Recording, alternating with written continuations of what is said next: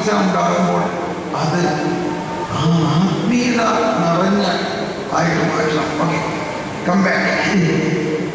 അപ്പോൾ പരിശുദ്ധാത്മാവ് ഒരിക്കലും നമ്മളെ വിട്ടുപോകില്ല. നമ്മൾ എത്ര വലിയ പാപം ചെയ്താലും പരിശുദ്ധാത്മാവ് നമ്മളെ വിട്ടുപോകില്ല. ആരാ വലുത്? പാപമാണോ പരിശുദ്ധാത്മാവോ?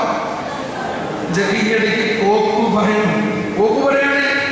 പറയാണ് മനുഷ്യന്റെ സകല പാപങ്ങളെക്കാളും വലുതാണ് ദൈവം.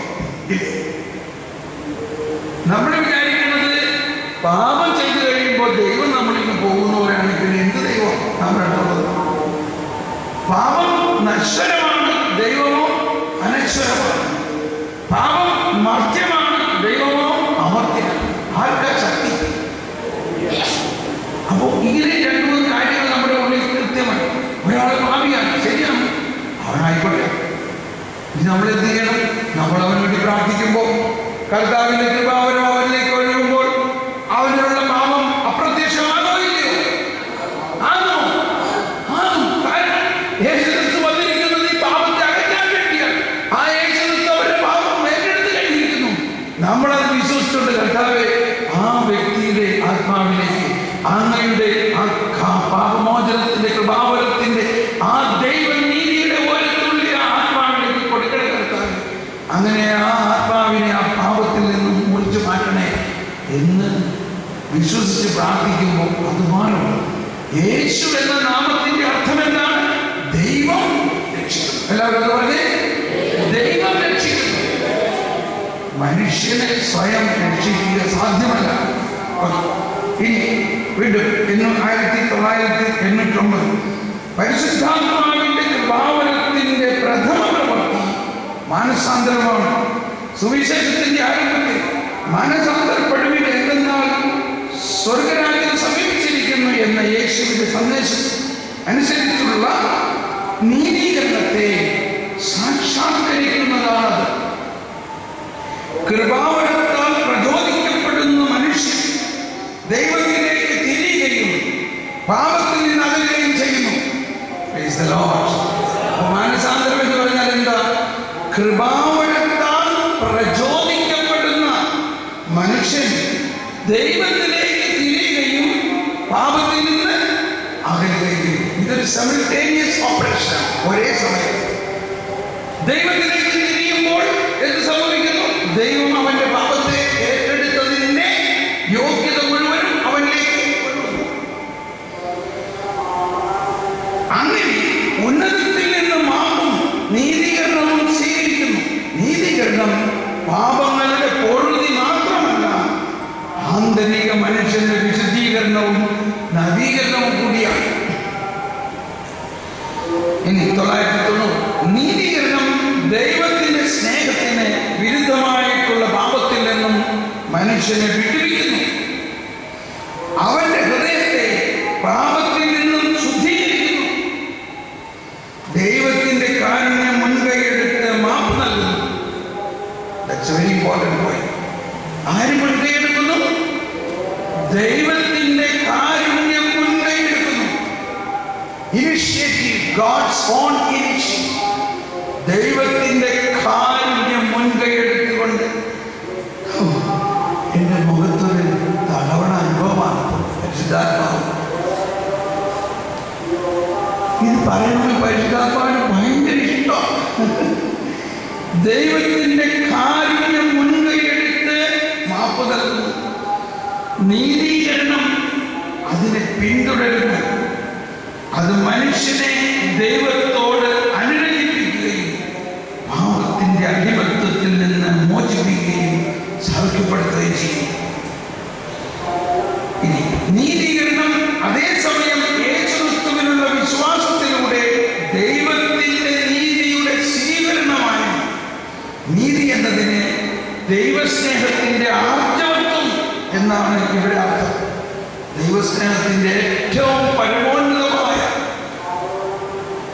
ആർജവം. നീതീകരണത്തോടുകൂടി വിശ്വാസവും ശരണവും സ്നേഹവും നമ്മുടെ ഹൃദയങ്ങളിലേക്ക് നിവേശിപ്പിക്കപ്പെടും. ദൈവഹിതത്തോടുള്ള അനുസരണവും നമുക്ക് നൽകപ്പെടുന്നു. സജീവവും വിശുദ്ധവും ദൈവത്തിന് പ്രീതിജനകവും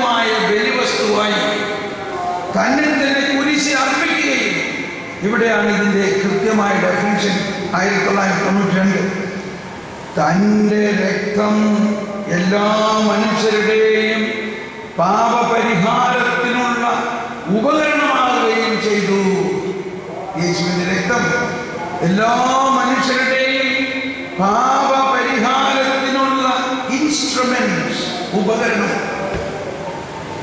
ആ ക്രിസ്തുവിന്റെ പീഡാസഹനത്തിന്റെ ഫലമായി നമുക്ക് ലഭിച്ചതാണ് നീതീകരണം. എന്ന് പറഞ്ഞാൽ ക്രിസ്തുവിന്റെ പീഡാസഹനത്തിന്റെ ഫലമായി നമുക്ക് ലഭിച്ചതാണ് നീതീകരണം.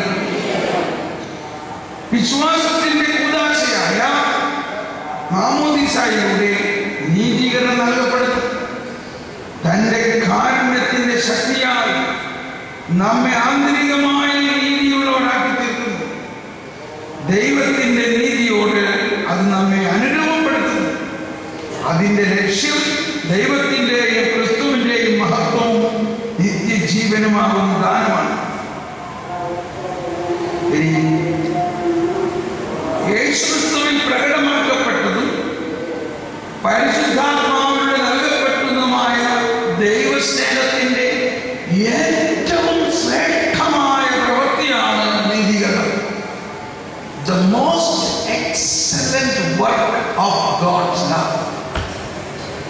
യേശുക്രിസ്തുവിൽ പ്രകടമാക്കപ്പെട്ടതും പരിശുദ്ധാത്മാവിലൂടെ നൽകപ്പെടുന്നതുമായ ദൈവസ്നേഹത്തിന്റെ ഏറ്റവും ശ്രേഷ്ഠമായ പ്രവൃത്തിയാണ് നീതീകരണം. Praise the Lord. The most excellent work of the love of God. ഇനി വിശുദ്ധ അഗസ്തീനോസ് പറഞ്ഞിരിക്കുന്ന ചില കാര്യങ്ങളാണ്. ദുഷ്ടന്മാരുടെ നീതീകരണം ആകാശത്തിന്റെയും ഭൂമിയുടെയും സൃഷ്ടികർമ്മത്തെക്കാൾ വലിയ പ്രവൃത്തിയാണ്. കാരണം ആകാശവും ഭൂമിയും കടന്നുപോകും, എന്നാൽ തിരഞ്ഞെടുക്കപ്പെട്ടവരുടെ രക്ഷയും നീതീകരണവും കടന്നു പോവുകയില്ല. ആകാശവും ഭൂമിയും ദൈവം സൃഷ്ടിച്ചു, അതിനേക്കാൾ ശ്രേഷ്ഠനായിട്ടാണ് മനുഷ്യനെ സൃഷ്ടിച്ചത് നമ്മൾ മനസ്സിലാക്കിയല്ലോ അല്ലേ? മനുഷ്യൻ ദൈവത്തിന്റെ സാദൃശ്യത്തിലും ഛായയിലുമുള്ള ഒരു വ്യക്തിയാണ്. അപ്പോൾ ആ വ്യക്തിയെ പാപത്തിൽ നിന്ന് രക്ഷിക്കുക എന്നതാണ് വീണ്ടെടുപ്പ്. ദൈവം മനുഷ്യനെ സൃഷ്ടിക്കുന്നതിന് മുൻപ് തന്നെ, യുഗങ്ങളുടെയും ആരംഭത്തിന് മുമ്പ് ദൈവം സ്ഥാപിച്ചതാണ് ഈ രക്ഷയും നീതീകരണം. അങ്ങനെ ഒരു ദുഷ്ടനായ മനുഷ്യൻ ആണെങ്കിലും അവൻ ദൈവത്തിന്റെ സാദൃശ്യത്തിലും ഛായയിലുമാണ്. അവനെ ദൈവം പാപത്തിൽ നിന്ന് വിടുവിച്ച് കഴിയുമ്പോൾ അവൻ ദൈവത്തെ പോലെ വിശുദ്ധനായി മാറിയിരിക്കുന്നു. അങ്ങനെയുള്ള ഒരു വിശുദ്ധൻ ഈ ദൈവം സൃഷ്ടിച്ച ആകാശത്തിനേക്കാൾ ഭൂമിയിലേക്കാൾ വലുതാണ് എന്ന് പറഞ്ഞാൽ ഈ വിശുദ്ധൻ അനന്തജീവനിലേക്ക് പ്രവേശിക്കുന്നു, നിത്യായുസ്സിലേക്ക് പ്രവേശിക്കുന്നു. അതാണ് നീതീകരണത്തിന്റെ പ്രവൃത്തി.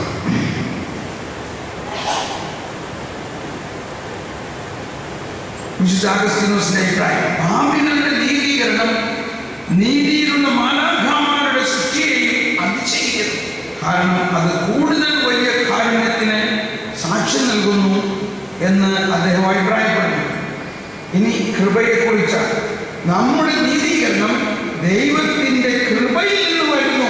കൃപയെ കുറിച്ച് ഒരുപാട് പഠിക്കാനുണ്ട്. ദൈവമക്കളും ദത്തപുത്രരും ദൈവപ്രകൃതിയുടെയും നിത്യജീവന്റെയും പങ്കാളികളും ആയിത്തീരാനുള്ള തൻ്റെ വിളിക്ക് പ്രത്യുത്തരം നൽകുവാൻ ദൈവം നൽകുന്ന ആനുകൂല്യമാണ്, സൗജന്യമായ സഹായമാണ് കൃപാവരം. അപ്പൊ ഇത് നമുക്ക് മാമോദീസായിലൂടെയാണ്. അപ്പൊ ഇനി നമുക്ക് മാമോദീസായെ കുറിച്ച് പഠിക്കണം. എനിക്ക് നമ്മൾ ഊണ് കഴിഞ്ഞ് വേഗം വന്നാലും ഇന്ന് നമുക്ക് സിനിമ ഒന്നും കാണണ്ട, ക്ലാസ് തന്നെ എടുക്കാം ഇല്ലേ? ധ്യാനം തുടങ്ങാല്ലേ? ധ്യാനിക്കാൻ തന്നെയാണോ ആഗ്രഹം? ആണോ? ക്ലാസ് കൂടുതൽ കേൾക്കണമെന്ന് ആഗ്രഹമുണ്ടോ? കേൾക്കാനായിട്ട് ആകാംക്ഷയുണ്ടോ? ദാഹമുണ്ടോ?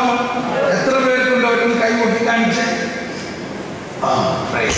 എന്ന വേഗം ഊണ് കഴിച്ച് കൃത്യം 8:30 നമ്മൾ വീണ്ടും ക്ലാസ് വന്നു.